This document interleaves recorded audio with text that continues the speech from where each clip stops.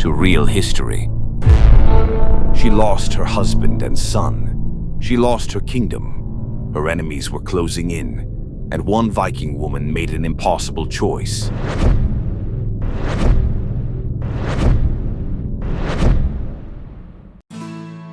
The sea off the coast of Caithness did not merely lap at the rocks, it roared like a wounded beast.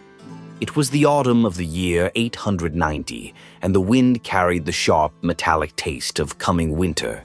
On the highest cliff, looking out into the gray oblivion of the North Atlantic, stood a woman. Her name was Aud. To the Norsemen who rowed the longships, she was known as Aud the Deep-Minded. But on this bitter morning, her mind felt like an open wound. She was surrounded by ghosts. Her father, the great chieftain Ketil Flatnose, was gone.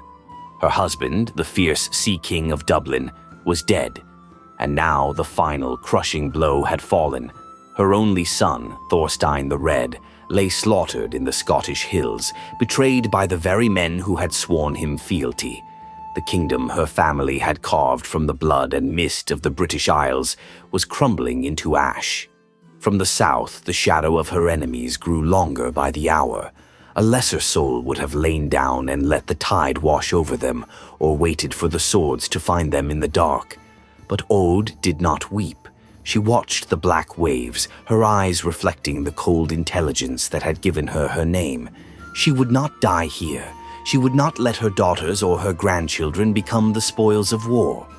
In the silence of her grief, a desperate, impossible plan was born. She would build a ship. She would gather what remained of her world, and she would lead them into the unknown. Long before she became the matriarch of the North, Aud was a piece in a grand game of kings. She was born into the roaring heart of the Viking Age, the daughter of Ketil Flatnose, a man whose word was law in the western fjords of Norway. Her childhood was filled with the smell of pine tar, the clinking of silver coins from distant lands, and the constant rhythmic thrum of axes shaping oak. As a young woman, her hand was given to Olaf the White, a legendary warrior who had sailed west and declared himself king of Dublin. It was a marriage born of political genius, binding the strongest clans of the North Sea together. When Aud arrived in Dublin, she found a city unlike any other, a sprawling, chaotic metropolis of smoke, leather, and blood. Dublin was the jewel of the Viking expansion, a place where Irish thralls rubbed shoulders with merchants from the Byzantine Empire. Gold flowed through the muddy streets, and Olaf ruled it with an iron fist. It was here that Aud gave birth to her son, Thorstein. In the great hall, beneath the flickering light of tallow candles, she watched her boy sleep while the skalds sang of blood-soaked fields and eternal glory. For a time, the world seemed secure. The line of Ketil and Olaf was destined to rule the western seas forever. But even then, amid the laughter and the clinking of drinking horns, Aud noticed how quickly a kingdom built on silver could burn. The shadows in the corners of the hall always seemed to be waiting. The twilight of their empire came slowly at first, then with the terrifying speed of an avalanche. First came the news of Olaf's death. The Sagas whispered of a sudden betrayal in a distant skirmish. A king brought low not by an army, but by a knife in the dark. Aud was left a widow, her position in Dublin suddenly fragile. Gathering her young son and her daughters, she left the smoke of Ireland behind and sought refuge in the northern wilderness of Scotland, where her father's name still held power. There, her son Thorstein grew into a man who carried his father's fierce spirit.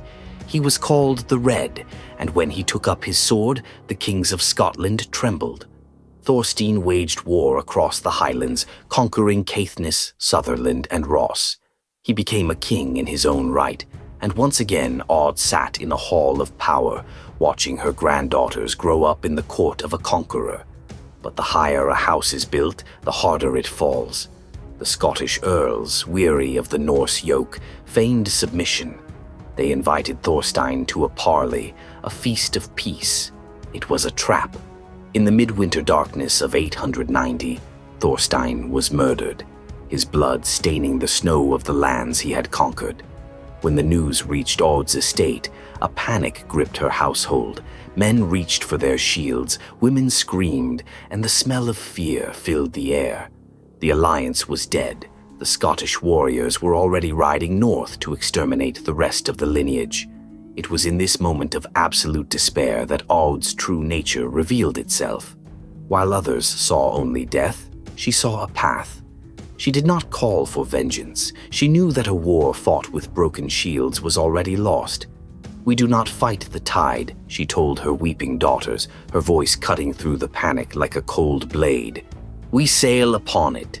Secretly, in the deep, dense woods of Caithness, far from the eyes of her enemies, Aud commanded the construction of a gnar, a massive, broad-beamed Viking merchant ship. It was a masterpiece of survival, built not for war but to carry a civilization. She used her remaining wealth to secure the loyalty of a few trusted men and began to pack the ship under the cover of night. The night they launched the ship, the moon was swallowed by clouds. It was a ghost ship filled with 20 free men, a dozen terrified grandchildren, and a host of Scottish and Irish thralls who had sworn their lives to Aud in exchange for a promise of freedom. As the sails caught the wind, Aud stood at the stern. Behind her, the hills of Scotland faded into the dark. She was a woman in her 50s, an old age for that brutal era, leading a crew into the most treacherous waters on Earth. The voyage across the North Atlantic was an epic of endurance. The grand panoramic view of the ocean was terrifying, a vast gray desert where waves rose like mountains, threatening to swallow their solitary vessel. For weeks, they lived in wet wool, eating dried fish and drinking stagnant water, while the spray froze on their cloaks. Yet, Aud turned this desperate flight into a triumphal procession of diplomacy. She did not merely sail, she sowed the seeds of the future. They stopped first in the Orkney Islands. There, amid the low, wind-swept hills, Aud used her immense prestige to arrange the marriage of her eldest granddaughter, Groa, to a powerful local chieftain. Through this alliance, Aud secured a safe haven for part of her people.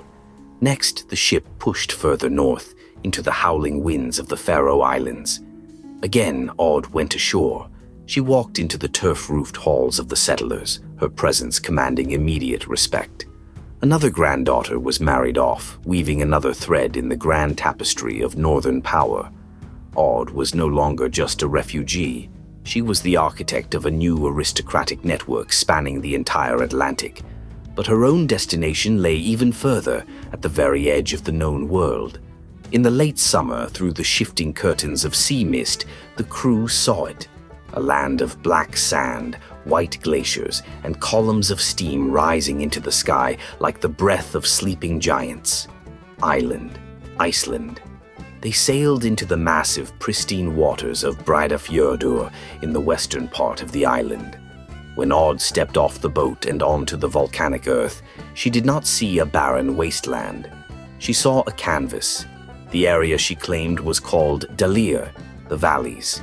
It was a labyrinth of green dales nestled between steep, snow-capped mountains. Here there were no kings to betray them, no wars to burn their homes. There was only the land, the sea, and the sky. Aud established her homestead at a place she named Hvam, but she did not rule as a tyrant. In a move that stunned both her followers and later historians, Aud began to distribute her vast lands to her crew and her freed slaves. She gave them valleys, rivers, and coastal strips, transforming her thralls into independent landowners who owed her not their chains, but their fierce, undying loyalty. Among the pagan settlers of Iceland, who sacrificed horses to Odin and Thor, Aud stood out as an anomaly.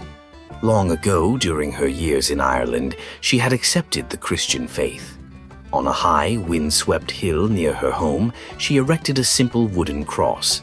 Every morning, while the sun rose over the glaciers, the white-haired matriarch would walk up the hill, away from the smoke of the longhouses, to pray in silence to her solitary god. The hill became known as Cross Holar, the Cross Hills, a quiet monument to a woman's internal strength. The years passed, and the valleys of Dalir flourished. The children who had cried in the dark on the ship grew into powerful chieftains and strong women. The name of Aud the Deep-Minded became a legend whispered around hearth fires across the entire island. When Aud knew her time was coming to an end, she did not wait to grow feeble in her bed. She ordered a grand feast, the greatest Iceland had ever seen. For 3 days the ale flowed, the fires roared, and the halls rang with laughter. Aud sat at the high seat, watching her children, her grandchildren, and the families of her freed men celebrating together. She had done what no Viking king could do. She had defeated death not by taking lives, but by saving them.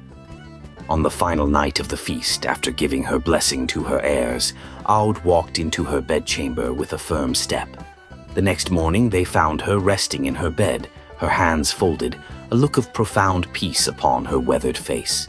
She was buried in the traditional Norse way, not in a graveyard, but on the seashore, within a ship, surrounded by her treasures. As the tide rose to wash over her final resting place, her people knew that she was finally at rest. Aud the Deep-Minded never wore a crown, and she never wielded an axe in battle. Yet, through the sheer force of her intellect, her courage, and her refusal to surrender to despair, she did something far greater than conquering a kingdom.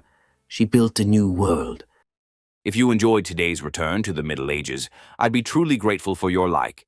It's the best way to let me know that these stories are worth making. I'm already preparing the next chapter for you, so if you don't want to miss it, consider subscribing. I'll see you next week.